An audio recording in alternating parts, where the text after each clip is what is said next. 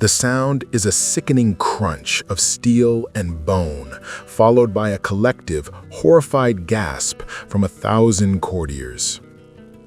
It is January 24th, 1536.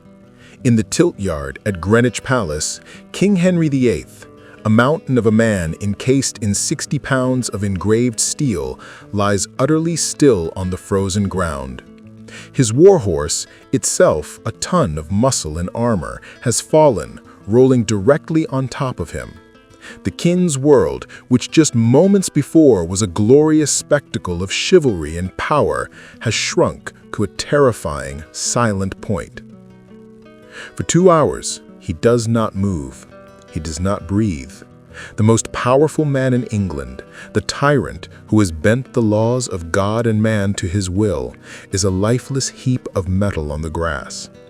His queen, Anne Boleyn, watches from the stands, her hand clutching her pregnant belly, her face a mask of ashen terror. Her entire world, her crown, her very life depends on the man beneath that horse drawing another breath. In our history, after 2 agonizing hours, he did. He woke up, his brain injured, his temper forever darkened, setting him on the path to becoming the monster of his later years. The shock of the event caused Anne to miscarry the son who would have saved her. His survival, in a strange way, was her death sentence. But history is a story of moments, of breaths taken and not taken. Our world was forged in the dark, paranoid mind of the king who survived this fall. So let us ask the question that saves a queen and rewrites a century. What if, in that frozen field, the damage had been just a fraction more severe? What if the king had never woken up? The pronouncement, when it finally comes, is a whispered, treasonous dread. The king is dead. The news hits the court not as a wave of grief, but as a political explosion. In an instant, the entire power structure of England is decapitated. Legally, the kingdom was adrift. With no will to guide them, English law offered no clear path to a regency. The claims of the king's closest male relatives, even the King of Scotland, could be argued. But in this moment of crisis, law was less important than speed and control. And the fastest man in England was Thomas Cromwell.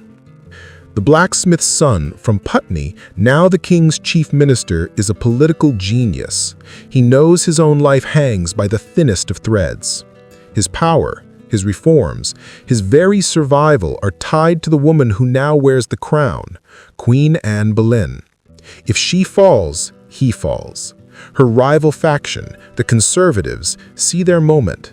Led by the proud and cunning Duke of Norfolk, Anne's own uncle, and the sly Bishop Stephen Gardiner, they despise Anne as a Protestant heretic. They despise Cromwell as a low-born upstart. They see a golden opportunity to seize control, undo the Reformation, and restore the king's first daughter, the devout Catholic Princess Mary, to the line of succession. The kingdom fractured. In London, Cromwell, acting with breathtaking speed, secured the city with the loyal train bands and seized the treasury and took control of the Tower. He convened an emergency session of the Privy Council, forcing them through sheer force of will to agree to a temporary measure. A regency council, led by him, would govern until the Queen gave birth. But in the north, the Duke of Norfolk, a man who could raise an army with the stamp of his foot, became the de facto leader of a powerful conservative bloc. England had not one, but 2 centers of power. The country held its breath, teetering on the brink of a new and bloody civil war. At the center of the storm is Anne Boleyn. She is a queen without a king.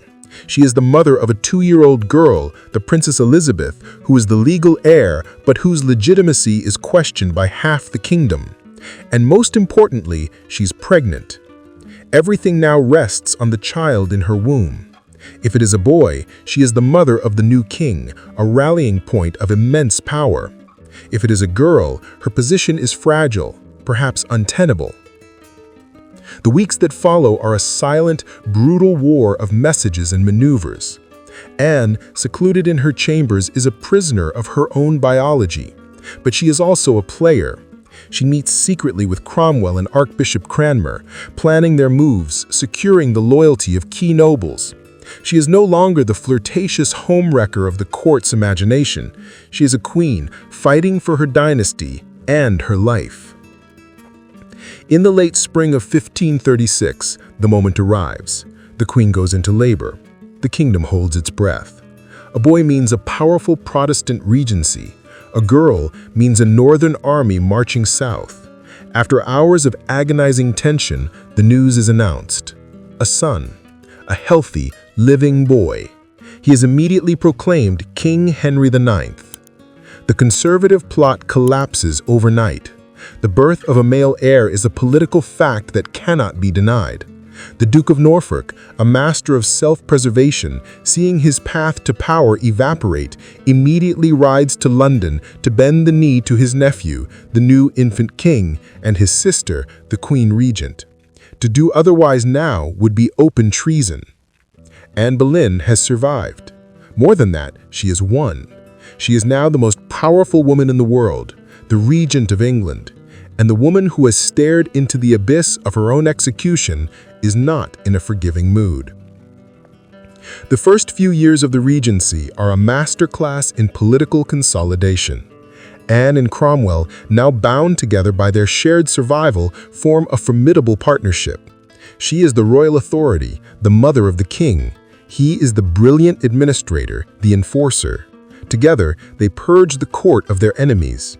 The Duke of Norfolk is dispatched on a permanent diplomatic mission to Europe, a gilded exile. Bishop Gardiner finds himself under house arrest. The leaders of the conservative faction are systematically stripped of their power. Their next great problem is Princess Mary. The 20-year-old Catholic daughter of Catherine of Aragon is a living symbol of the old order and the first cousin of the Holy Roman Emperor Charles V, the most powerful man in Europe. In a move of breathtaking audacity, the Regency Council arranges a marriage for her to a powerful German Protestant prince. It was a direct challenge to the emperor, a move of immense diplomatic risk.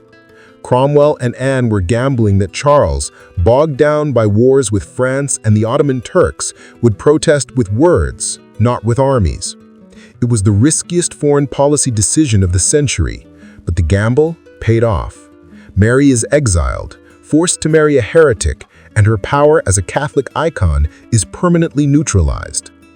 With the opposition crushed, Anne, Cromwell, and Archbishop Cranmer are free to create the England they have always dreamed of.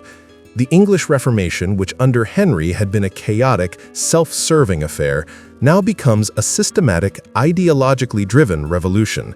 The dissolution of the monasteries is completed with ruthless efficiency.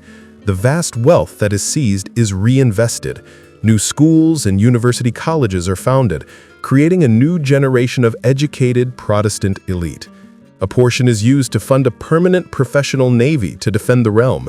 The Church of England is pushed further and faster down the Protestant path.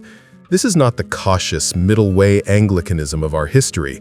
This is a radical, continental-style Protestant state, forged by the true believers who now hold the reins of power. And what if the children? The young King Henry IX is raised at the center of this new, godly court. He is educated by the finest humanist and reformist tutors in Europe. He grows up to be a serious, intelligent, and fiercely pious young man. He is his mother's son in his piety, but his father's in his unshakable belief in his own divine authority. He is the ideal Protestant king. His older sister, Elizabeth, has a completely different childhood. She is not the bastardized orphan, the survivor who lived in constant fear. She is the beloved older sister of the king, the cherished daughter of the powerful Queen Regent. She grows up at the very heart of power, learning the arts of statecraft from her mother and from her uncle Cromwell. She is a princess, secure and powerful, but always second to her brother. The lonely, cautious, almost supernaturally resilient legend of our history is never forged. The 6 wives of Henry VIII are a historical ghost. There is no Jane Seymour, no Anne of Cleves, no Catherine Howard, no Catherine Parr. The entire second half of Henry's reign, that bloody, chaotic carnival of marriage and murder, is completely erased. The England that emerges from this is a different nation. It is more stable. It is more ideologically unified. It is a powerful, wealthy, and unapologetically Protestant state, the leader of a new European order. When the young King Henry IX comes to age in the 1550s, he takes the reins of a kingdom that is organized, solvent, and secure. He marries a German Protestant princess, has children, and the Tudor dynasty is secured for a century to come. This England avoids the wild, violent swings of our history. It avoids the radical Protestantism of Edward VI's reign. It avoids the bloody Catholic restoration of Mary I. And it avoids the magnificent, chaotic, and ultimately legendary reign of Elizabeth I. The death of Henry VIII in that Tillyard in 1536 did not destroy his dynasty. It saved it. It saved his kingdom from the next 11 years of his tyranny and paranoia. It put the country in the hands of competent, if ruthless, rulers who had a clear and consistent vision for its future.